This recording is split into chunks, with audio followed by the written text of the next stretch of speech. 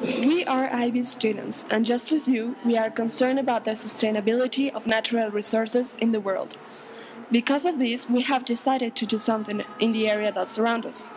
We believe that if we do this, we will make a change and future generations will continue that improvement. For this, we are doing a project in science and English classes, and that is why we created this blog. The project's goal is to communicate to the readers what we are doing, what's the problem, and what the government has done. We will start by explaining what biodiversity is.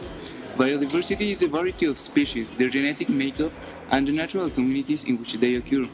It includes all the native plants and animals in the world, and the processes that sustain the life on Earth. The term ecosystem is defined as a community of living organisms combined with their associated physical environment. It is our home system that makes life possible. Ecosystems are the full tapestry of nature that support life, and they also provide valuable services. Wetland ecosystems filter our toxins, clean the water, and control floods. Estuaries act as marine life nurseries. Forest ecosystems supply fresh water, provide oxygen, control erosion, and remove carbon from the atmosphere. Many species working together are needed to provide these critical services. The loss of biodiversity reduces the nature's ability to perform these functions. As greater fluctuations occur, ecosystems as a whole become less stable. Instability causes ecosystems to be more vulnerable to extreme conditions and may also decrease productivity. Why is biodiversity important?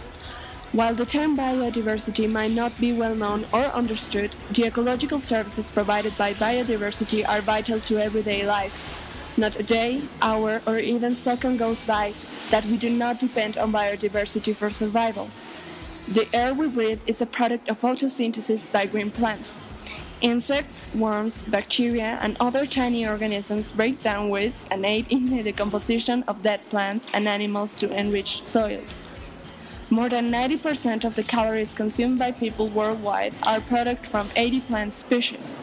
Almost 30% of medicines are developed from plants and animals, and many more are derived from these sources.